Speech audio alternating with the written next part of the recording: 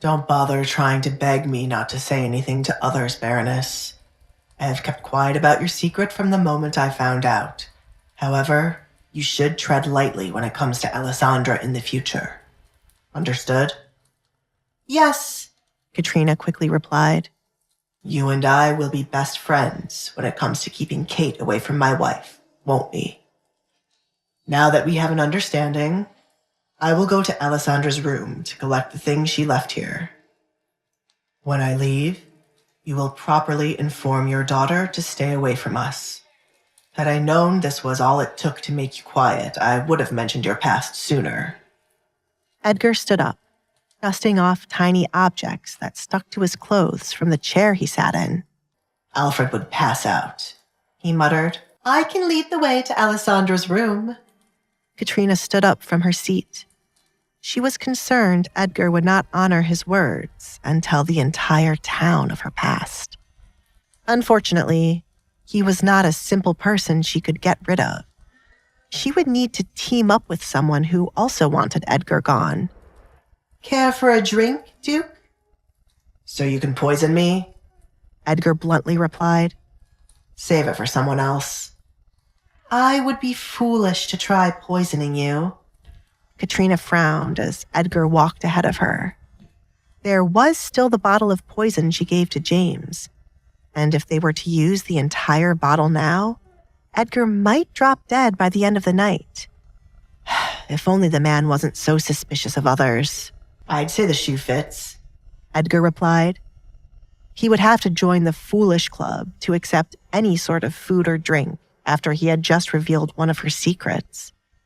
I remember the way to Alessandra's room. Do you know a young girl by the name of Sally? Alessandra is requesting her presence. Sally? She is the personal maid Desmond recently gave to Alessandra. She is quite new to this kind of work, so it would be better if you let her stay with us and hire someone else to serve Alessandra, said Katrina. Baroness, when you tell me not to do something, it makes me want to do it even more. Tell the girl to pack her things. I will judge if she is good enough to serve my wife, and if she is not, I will send her back to you. Please hurry, Baroness. My body is starting to itch, said Edgar.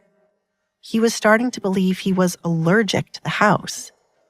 Excuse me for a moment, Katrina replied, turning around to tell James to bring Sally.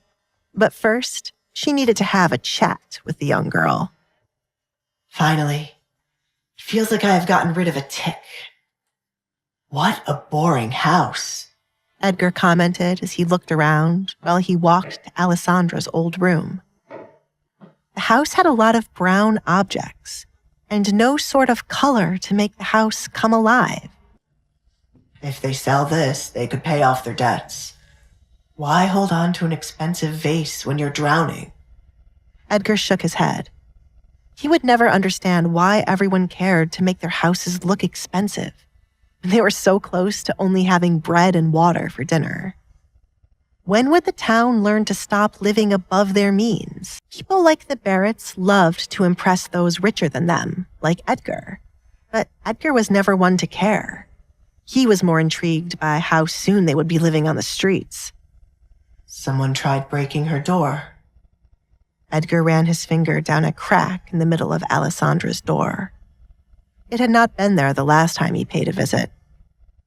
Smart girl, he complimented Alessandra, as it meant she knew something was up and locked her door. He liked how Alessandra was a quick thinker.